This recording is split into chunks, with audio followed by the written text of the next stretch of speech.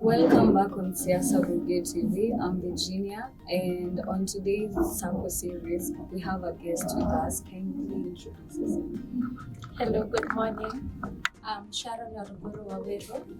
I'm the Special Interest Secretary, KCA University, one of the SACO Council members. I'm also a student taking Bachelor of Science in Information Security and Forensics. Yeah, thank you. So, after some interactions with some of our students, we found out that most of them don't know much about their leaders. So, as a leader, how do you plan to make it your existence in school?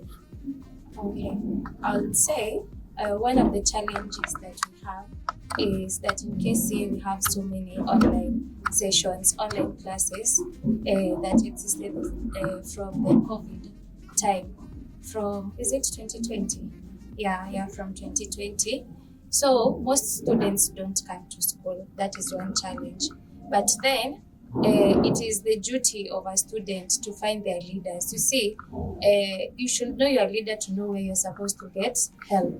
You should know the special interest secretary in case you want to know about clubs. You should get to visit their offices because for those who don't know our offices first, our offices are in the student center. You should get there, get to know your leader. But then also during our events, we get to talk to students, and that is where we introduce most of the events. We must talk as student leaders. We get to introduce ourselves, and I think that is one of the way to get to interact with students and them to know us. Okay. Yeah. Well, that being said, you've mentioned some challenges you face. Make it known of the challenges you guys go through as leaders. Oh yeah, there's so many challenges that leaders encounter, but the courage and the commitment to work for students, it helps us to work with those challenges. So I'll say one of the challenges, you see, you've talked about students not getting to know our existence. So you find that we want to help, but we don't have those people to help because you may find, especially at my position, it needs students to come and tell me, I have this kind of issue disturbing me, so I need you to help. Sometimes I may not be working because I don't have someone who wants to be served. Yeah. Yeah, we are there to serve people. So if you don't have people to serve, that is one of the challenges. Then another challenge is the pressure from outside. You see, pressure from, as a leader, you must have followers and you must have opponents. So there's that pressure from both. There's that pressure from your followers, there's that pressure from your opponents. You find that your followers, they'll expect you to do everything for them, even that they don't deserve. Find that someone, for example, let me give an example, when you're issuing bursaries, you find someone told you, I supported you, I voted for you, now you should give me the bursary, but that person doesn't deserve. You'll find also the challenges from opponents, of which sometimes they are good because they help us. They'll accuse you even of not doing something that you did. They'll accuse you of not doing something that you're not supposed to do. It is another person supposed to do. Like you see, they'll give us pressure of doing what staff are supposed to do, not students. And someone will not understand that it is not the special interest secretary who should give club nutrition. It is the student affairs and the finance team, but they won't understand that. So that is another challenge. Then another challenge is working. As a leader, you're someone who is seen by many people, someone who is looked upon by many people. So the challenge of working, ukijua that nikitembea mbele ya watu nafaa kutembea kama role model. You expect yourself to be perfect, and that is a lot of pressure because you're still a student like the others.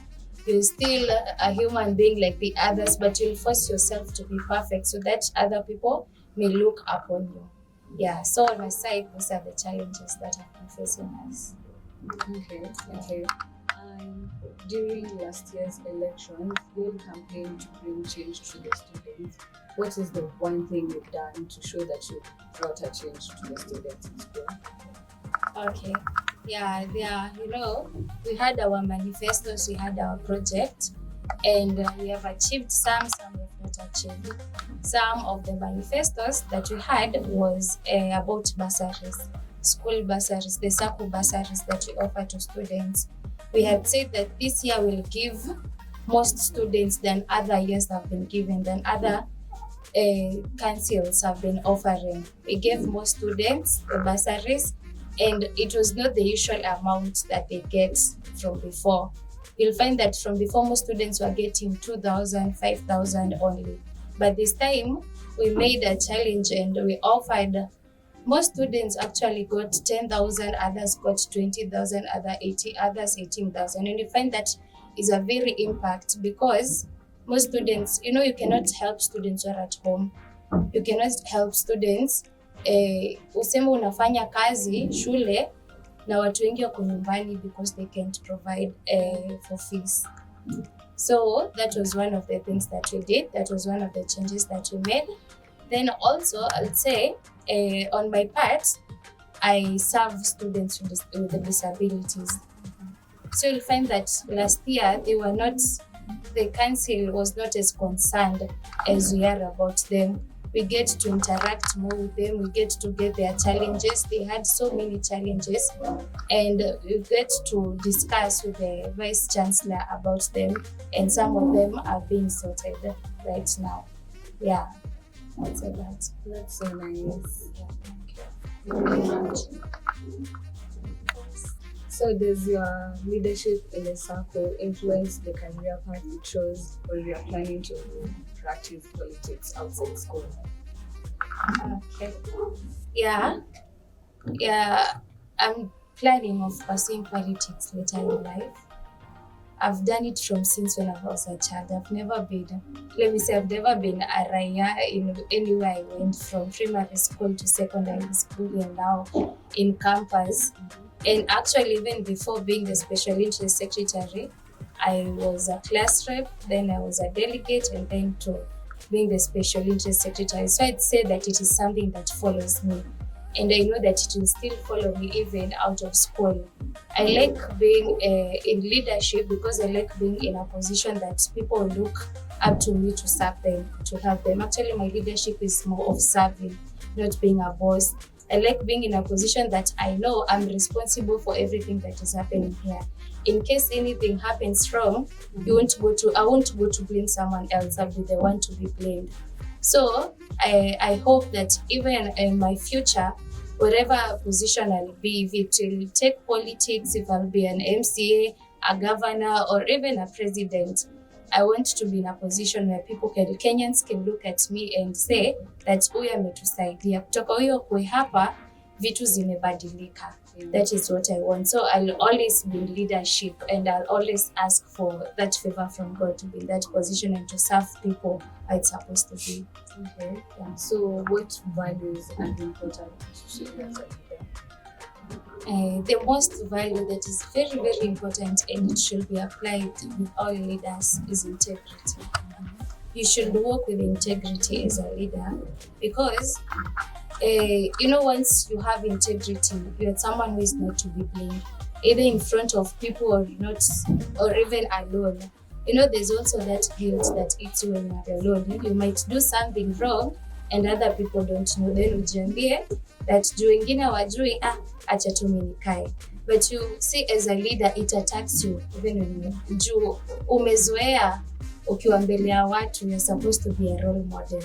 So wakati uko peke yako na umekosea, that guilt will eat you up. So the first step is having integrity, so that you won't be someone who will blame yourself or someone who will be blamed. And also to tell people not to do something, it has to start with you. You are not doing it. So I'll tell you, don't cheat in exams because I'm not cheating. I'll tell you, don't be rude to lecturers or other students because I'm not doing it. And that is the first step, having integrity. Then another value that is very, very important to me is the value of charity, kindness, and service. I believe that I cannot be a leader if people don't interact with me, like I'm not kind to them. Wataniogopa, they won't come to me for help. And that is the main reason that I'm there, to help them. You're not just a leader to boss people or to command them. You are there to help them. So service and kindness is a very, very important value to me. Yeah, those are the main important values. Okay. So do you mind telling us who your mentors are when it comes to leadership? One of my mentors is the former president of the United States of America, Obama. I love him because of the courage he gives people. Let me say, the hope he gives people, hope. He always tells people that you should always tell yourself that you can do it. We can do it. Whatever you think, because you see, when you're in leadership, there are so many things that seem impossible that you've been delegated to do. Unaona guy, wameniambia nifanye.